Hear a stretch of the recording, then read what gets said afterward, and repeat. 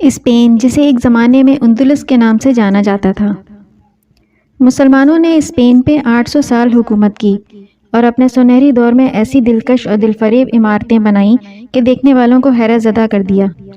ایسی ہی ایک عمارت جامع مسجد قرطبہ ہے، جس کی تعمیر کا سہرا اموی خلیفہ امیر عبد الرحمن اول کے سر جاتا ہے، جنہوں نے 784 عیسوی میں اس کی تعمیر کا آغاز کیا۔ قرطبہ مسجد وادی الکبیر میں دریا پر بنائے گئے ایک قدیم پل پر اس جگہ واقع ہے جہاں رومانی بت پرستوں کے زمانے میں ایک گرجا گھر ہوا کرتا تھا۔ ابتدا میں مسلمانوں نے اس گرجا گھر کو 2 حصوں میں تقسیم کیا، جس میں سے ایک حصہ مسجد میں تبدیل کر دیا گیا۔ خلیفہ عبد الرحمن کے زمانے میں جب مسلمانوں کی تعداد میں اضافہ ہوتا گیا تو 1 لاکھ دینار میں خرید کر جامع مسجد کی تعمیر کی گئی۔ مسجد کا نقشہ خود عبد الرحمن نے تیار کیا اور ان کی ذاتی کاوش کا اندازہ اس بات سے لگایا جا سکتا ہے کہ پہلی اینٹ خلیفہ نے خود لگائی، اور ایک روایت کے مطابق خلیفہ خود مزدوروں کے ساتھ تعمیر میں حصہ لیتے تھے۔ یہ مسجد بنیادی طور پر ایک مستطیل شکل کی مسجد تھی، جس کی دیواریں قیمتی پتھروں سے مزین تھیں اور فرش سنگ مرمر سے آراستہ کیا گیا تھا۔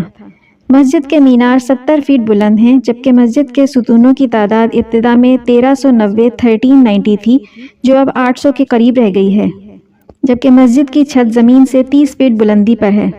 خلیفہ عبد الرحمن کی وفات کے بعد ان کے بیٹے ہشام اول نے مسجد کی تعمیر جاری رکھی۔ 15 اکتوبر 961 عیسوی کو الحکم ثانی نے تخت نشین ہوتے ہی مسجد کی توسیع کا حکم دیا اور مرکزی محراب کی اثر نو تعمیر کے ساتھ ایک چھوٹا گنبد بھی تعمیر کیا گیا۔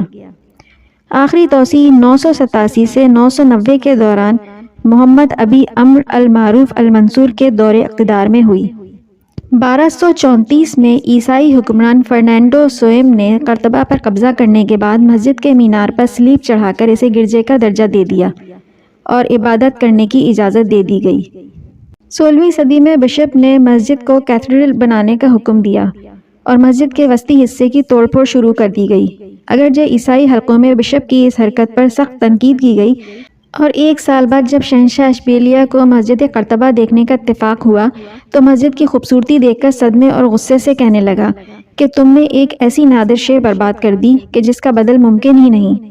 مسجد قرطبہ کی محرابوں اور دیواروں پر لکھی آیات کو پلاسٹر سے چھپا دیا گیا تھا، اور یہ صورتحال کئی 100 سال برقرار رہی۔ جب یورپ میں نشاط ثانیہ کا آغاز ہوا اور مذہبی تعصب کم ہوا تو مسجد کو عیسائی راہبوں سے لے کر آثار قدیمہ کے حوالے کر دیا گیا، جنہوں نے پلاسٹر کی تہیں اتاریں۔ خوش قسمتی سے قرآنی آیات محفوظ حالت میں دوبارہ نظر آنے لگیں اور چھت پر نقاشی کا کام بھی محفوظ رہا۔ دسمبر 2006 میں اسپین میں مسلمانوں کے اسلامک بورڈ نے پوپ کے نام خط تحریر کیا، جس میں نماز کی اجازت دینے کا مطالبہ کیا گیا تھا، لیکن ہسپانوی کیتھولک چرچ نے نماز کی اجازت دینے سے انکار کر دیا۔ یوں مسلمان حکمرانوں کی نااہلی اور بددیانتی کے نتیجے میں یہ عظیم عبادت گاہ عیسائیوں کے قبضے میں چلی گئی، جو آج بھی کسی مسلمان فاتح کی منتظر ہے۔ اگر آپ کو ہماری ویڈیو پسند آئی ہے تو اسے لائک کریں، دوستوں کے ساتھ شیئر کریں اور کمنٹ سیکشن میں اپنی رائے سے آگاہ ضرور کریں۔